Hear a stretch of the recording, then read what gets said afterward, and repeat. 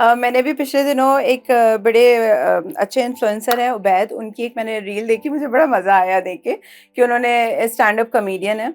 उन्होंने अपने उसमें शो में कहा कि जी जब ईरान और अमेरिका की जंग हो रही थी तो उन्होंने डिक्लेयर किया, एक दिन हम उठे सुबह तो हमने वो वीडियोस देखी जी चैनल्स पे चल रही कि उन्होंने कहा कि जी हमने सिंध को, कराची को तबाह कर दिया, और यूनिवर्सिटी रोड वो दिखा रहे थे तो फौरन हमारे लोगों ने जो है प्रेस कॉन्फ्रेंस की और उन्होंने कहा नहीं ये ये तो हमने क्रेडिट हम तबाह किया है। ये हमने तबाह किया, हम अपना क्रेडिट किसी को नहीं लेके जाने देंगे।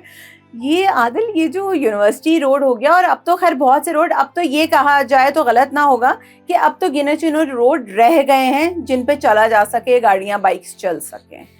ये जो हालात हैं कराची के, फिर उसके बाद स्नैचिंग, ये बात भी पुरानी हो गई क्योंकि नए किस्से इतने आते जा रहे हैं। स्नैचिंग हो गई, अब तो स्नैचिंग में मतलब अल्लाह माफ़ करे हालात ये, रोज़ जवान जवान मौतें हो रही हैं, इतनी सारे प्रॉब्लम्स हैं, करप्शन तो बहुत ही ऊपर लेवल है, फिर उसके बाद ये सारे मसाइल, इसका हल क्या है आखिर? आपको नजर आता है कोई हल? देखिए, अच्छा, मैं आपके सवाल के दो ऐसे हैं, एक है लॉ एंड ऑर्डर, दूसरा है आपका इंफ्रास्ट्रक्चर।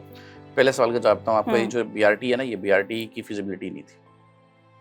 देखिए, अगर आप कॉमन सेंस है, कराची में अगर आप खुद रहती हैं, यूनिवर्सिटी रोड आपने खुद देखा, आपने उसको शुरू किया है मॉडल कॉलोनी से, टैंक चुरंगी से, वो तो मलिर की कैंटोनमेंट की प्रॉपर्टी है, फिर आपने जना एवेन्यू कमर्शलाइज कर दी, ठीक है।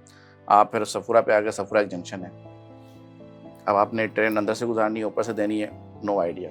उससे थोड़ा आप आ गए तो फिर मौसमियात का फिर एक चुरंगी मशहूर है, अब वहाँ पे आप क्या करेंगे, कुछ हाईली ऑक्यूपाइड और कंजेस्टेड एरिया है। उससे थोड़ा आप आगे आते हैं तो यूनिवर्सिटीज़ हैं, चलो ठीक है, रोड खुला है, कुछ शायद यूनिवर्सिटी की भी ज़मीन है इधर भी, और इधर सर्विस एरिया भी था, आपने दे दिया, वो यू टर्न भी सब कुछ कर दिया।